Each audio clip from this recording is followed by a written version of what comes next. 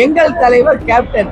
அப்படி இருக்கும்போது மற்றொரு அரசியல் கட்சி கேப்டன் புகைப்படத்தை என்றைக்கும் யாரும் பயன்படுத்தவே கூடாது. யாரும் கேப்டனுடைய படத்தை எந்த கட்சியா இருந்தாலும் பயன்படுத்த கூடாது என்பதை இந்த பிரஸ் மீட்ல நான் சொல்றேன்.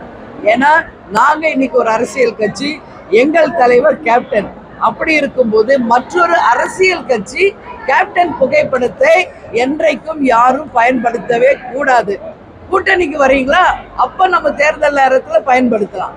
தனிப்பட்ட முறையில கேப்டனுடைய புகைப்படத்தை எந்த அரசியல் கட்சியும் பயன்படுத்த கூடாது அப்படின்றத இங்க வேலூர்ல இந்த பிரஸ் மீட் மூலமா நான் தெரிவிக்கிறேன். கேப்டன் வேலூர் மாவட்டத்தினுடைய மாப்பிள்ளை, அதனால தன்னுடைய மாமனார் மாமியார் ஊர்ல இருந்தா ஆரம்பிக்கணும்னு கேப்டன் பிடிவாதமா இருந்து இன்னைக்கு குடியாத்தத்துக்கு வர்றாரு.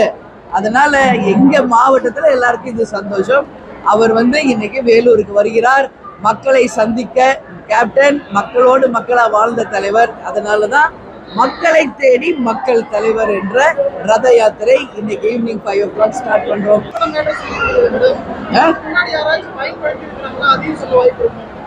இல்ல, நாங்க பொதுவா நான் சொல்லிடுறேன். ஏன்னா எங்களுக்கு சில விஷயங்கள் காதுல வருது.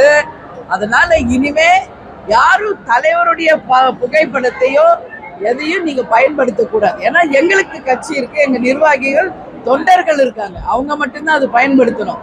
கூட்டணி அமைக்கும் போது எல்லா கூட்டணி கட்சி தலைவர் கூட போடுறீங்களா, அது எங்களுக்கு பிரச்சனை கிடையாது.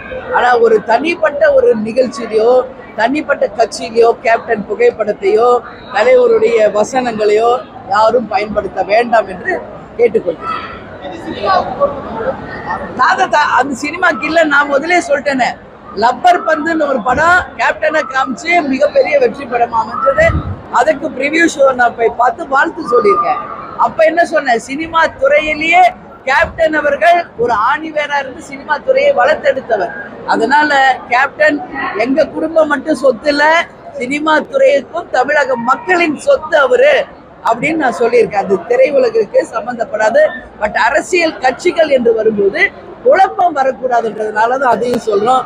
கூட்டணி வரும்போது நீங்க பயன்படுத்திங்க.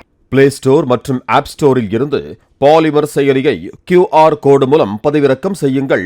செய்திகளை உடனுக்குடன் பெறுங்கள்.